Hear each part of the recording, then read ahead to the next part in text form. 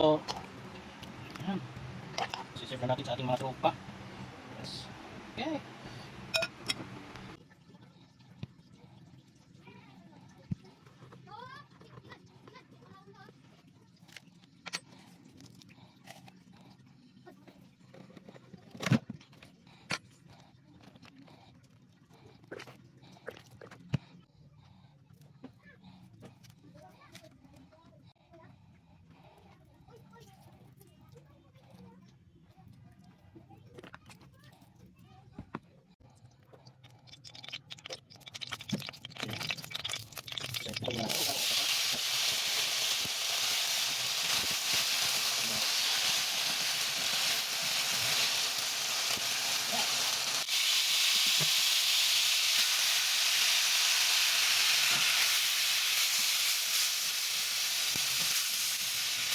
Ayan, ito yung natin. Hintayin natin yung karne. Hanggang pumula. Hanggang pumula. Hintayin natin pumula.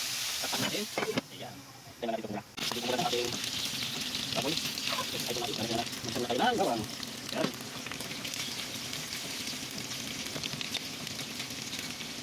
Ito na yung ating pinagbabaran. Lagyan na natin. Ito.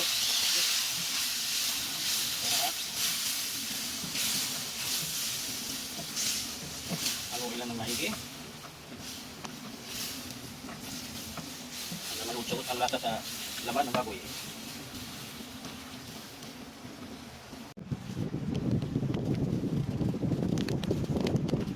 Tunawin natin.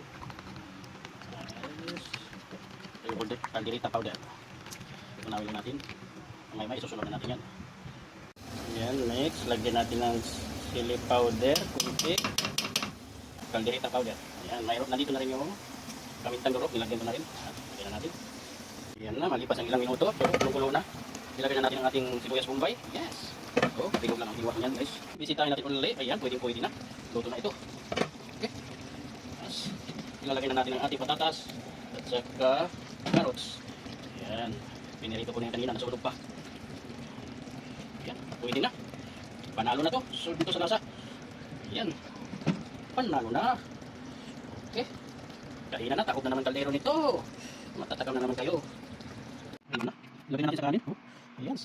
Kunti lang ang aking kanin kasi gabi. Nagdagayt ako. Yeah. Kain na. Hindi ka magpipigil. Sige, luto ko guys.